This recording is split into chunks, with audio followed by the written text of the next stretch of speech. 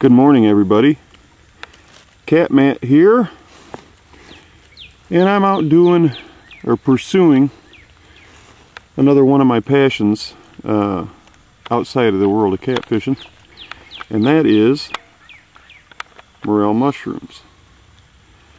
It's April 17th. I'm in Northwest Illinois. As you can tell, the mushrooms are just starting. This is a little bitty gray here. However, we have the proper ground temperature. We just don't have any moisture, very little moisture, and that's what they're lacking right now from really popping up all over the place. I just wanted to do a quick little video and show you, number one, when you pick a mushroom, a lot of people ask, you pinch the stem off right in this area here. You want to leave the mycelium or the root complex in the ground. If you do that, you'll find that a lot of your mushrooms will bloom or fruit. Your little mycelium complexes will fruit or bloom 2 or 3 years. Then they'll lay dormant and then they'll come back. But if you pull that root system out of the ground, disturb it, you're done. So be very careful when you pick them. Also, the next question is, well, and that's what everybody says, is where do you find morel mushrooms? And I think a lot of people are not asking, hey, for GPS coordinates. They're saying, well, what are you looking for in the woods? Well, I'm going to show you.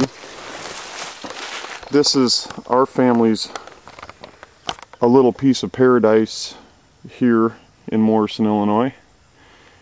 It goes on for miles and miles and miles. As you can see, for example, there's a dead elm tree. Okay, that's a decent spot. Okay.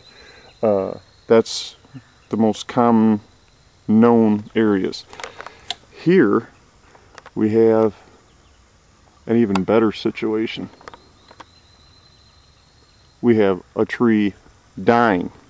Now when you find an elm or an ash that's in the process of dying or has died but the bark is slipping, those are usually what turn out to be morel mushroom jackpots.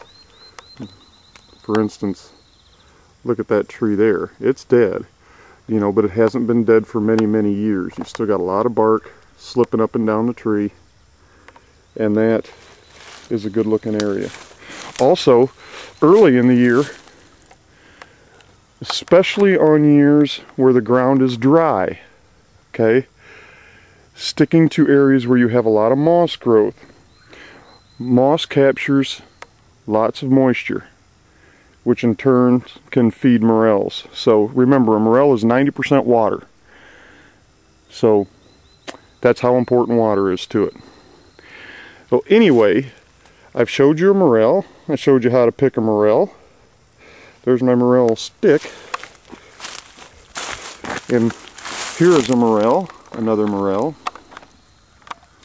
right there, that I had missed when I walked by here earlier. The other one I showed you is over there, yonder. So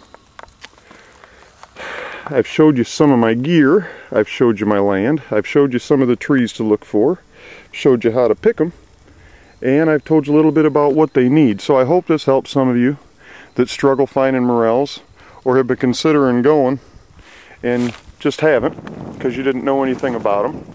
I am not the world's foremost expert on morel mushrooms. I've been hunting them my whole life, but there's a lot of people out there, Chris Matherly, there's a lot of people that do a lot of great things in mushrooms. You know, they have gatherings and forays, and Chris Matherly, I believe, is at Morel Mushroom Hunting Club .com or something. I'll post the link here on the on this video or on the website. So visit us at catfishacademy.com, where we are a catfish site, but we do have a few other interests too. I hope you enjoyed this little morel video, and I hope you have a great day and a great morel season and an even better 2010 catfish season.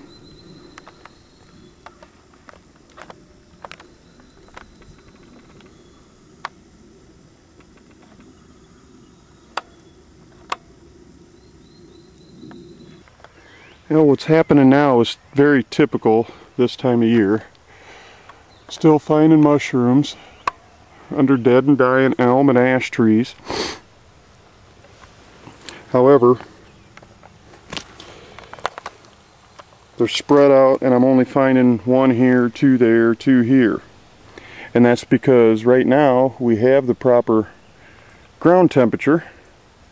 We don't have enough moisture for the big outcroppings of mushrooms yet. So, got to work hard to get a mess. Sometimes mushroom hunting is a lot of work. But for guys like me that need the exercise, it's just fine. So you just got to keep at it. If you can't really identify the trees really well, elm and ash trees are the two most common, especially in the northern part of the country. Look them up on the internet, find out what they look like, and get after them.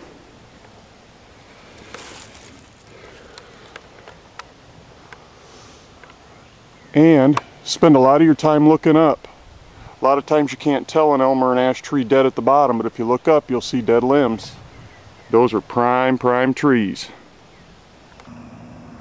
Again, here I moved about 15 feet, found another small, dying, decayed elm, and again, one mushroom. Now this area here will have a lot more than one, I believe, if we can get rain in a good time period here before it gets too warm.